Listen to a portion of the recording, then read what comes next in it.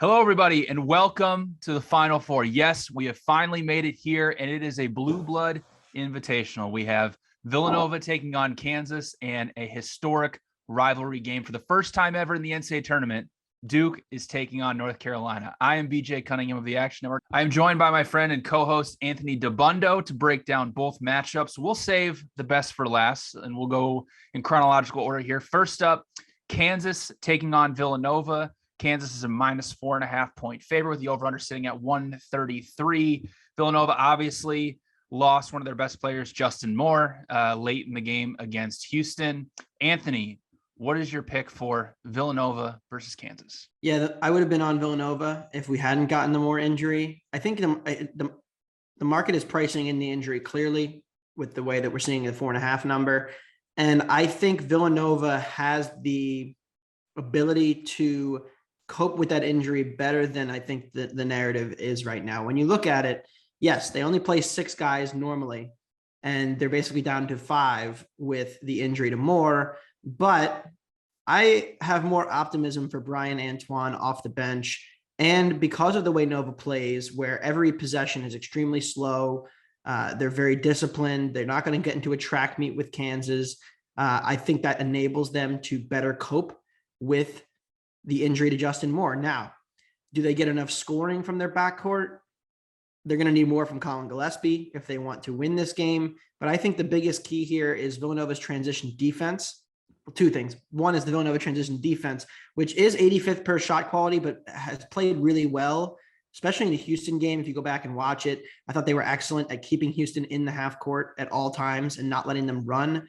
And I'm just not sure what we're going to get from this Kansas team. Remy Martin has been a big spark, and he's provided a huge scoring punch for them. But Ochai Agbaji has been a bit inconsistent, and we know the other matchup I think that this game comes down to ultimately is the inside, where it's Eric Dixon against David Mccormack. Mccormack has the size advantage, but I think Dixon's going to be able to move him around a little bit, and Dixon's very sturdy in the post. He's not going to just give in like some of Kansas's last couple opponents, Creighton without Kalkbrenner, and the Miami game where they really didn't have an answer from McCormack. I think Dixon can hold his own there. Villanova is so well coached. They're going to be able to devise up a game plan to keep Kansas in the half court, which is really the biggest key because of how effective Kansas is in transition when they're able to run and force turnovers.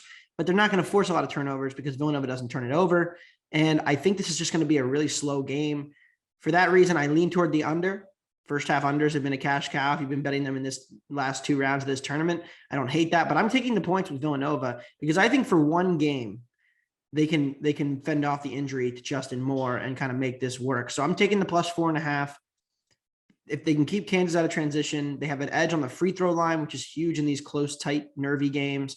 And I think they have one of the most experienced rosters in the country. So they're going to be prepared and not overcome by the moment. So I think this is a close game. I do think Kansas ultimately will pull it out in a close one, but I like Villanova plus 4.5. I think it'll be a relatively close game.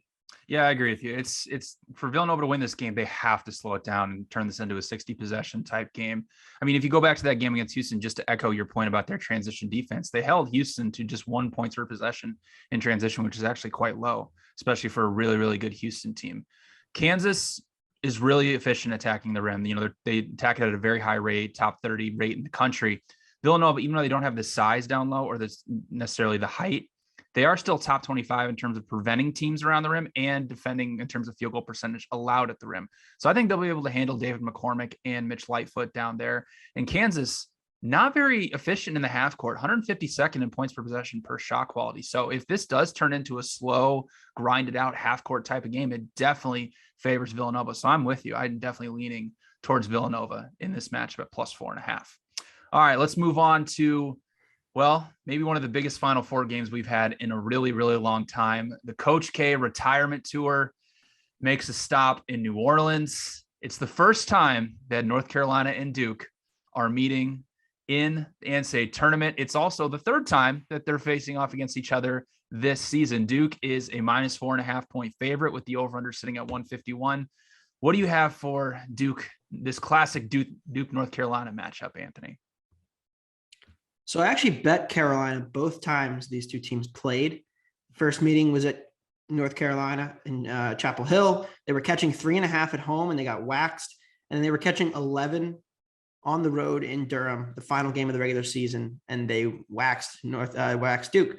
So naturally, if you were to just do the math and say, okay, what should the number be when they play on a neutral court in the NCAA tournament, or say the ACC tournament, you would expect it to be around 7.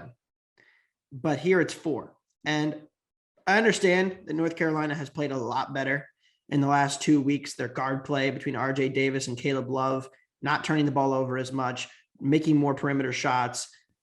The defense has been considerably more locked in. I think they're top 15 in Bartovic defense since the tournament began. And really, this dates back to the Duke game. They barely escaped Syracuse. Then they waxed Duke, waxed Virginia. They lost to a hot Virginia Tech team and then have rolled through the tournament and haven't really had a ton of issues, save for the UCLA game in this tournament. So I think Carolina's playing their best basketball of the season, but I can't get there to the number of 4. I think it's clearly pricing in the Carolina improvements, which is fair, but I think Duke is still solidly the better team overall, and the number's about right for me. So if I had to lean, I would lean toward Carolina because I actually do like the matchup. I think Carolina's doesn't allow teams to get offensive rebounds. They're elite on the defensive glass, second best in the country. Armando Bacot doesn't get bullied by Mark Williams on the inside. And then if you can attack Duke, it's from the perimeter, and Manic can really stretch the floor. RJ Davis, Caleb Love have played lights out basketball, and they have a defensive stopper in Leaky Black who can cause some problems for all of the Duke scorers like AJ Griffin and somewhat Paolo Banchero. So they have good matchups with Duke, but again, at the end of the day, it's about the number, and I can't get there on 4. If it was 5, 5.5, I think I would take Carolina, but no interest from me here. I'm just going to sit out and watch, and I think it is a good chance for a live over because we saw both meetings in this game. There was no problem scoring. You do expect a little bit of tightness and a little slower of a pace. But again, if it starts slow, could be a great live over spot.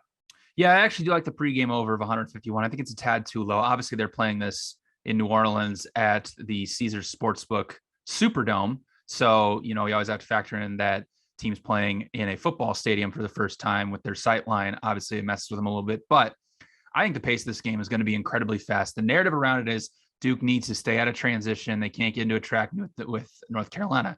I actually don't think that's very true because in both meetings this season, Duke put up over 1.15 points per possession against North Carolina in transition.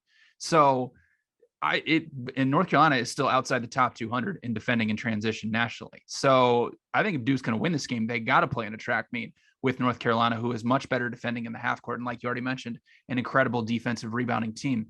What's interesting is that both these matchups, especially the second one, there were 75 possessions in the game at Cameron Indoor. That's the fastest pace that Duke has played at any point throughout the whole ACC regular season, ACC tournament, or NCAA tournament. And now they have to face a team who's actually a good 3-point shooting team. They haven't really faced it throughout the entire NCAA tournament. North Carolina is knocking down around 38% from behind the arc. They got a ton of open threes in both meetings.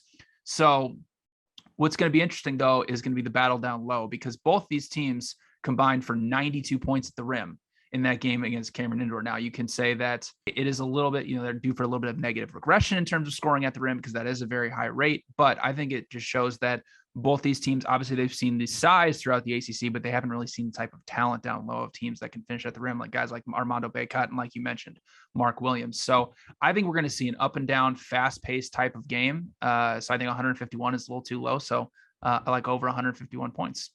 If you like this video, make sure to give it a thumbs up and drop in the comments what your favorite pick for the Final Four is. And if you want to see more analysis or picks, make sure to subscribe to the Action Network YouTube page where you can get picks every single day for every single sport.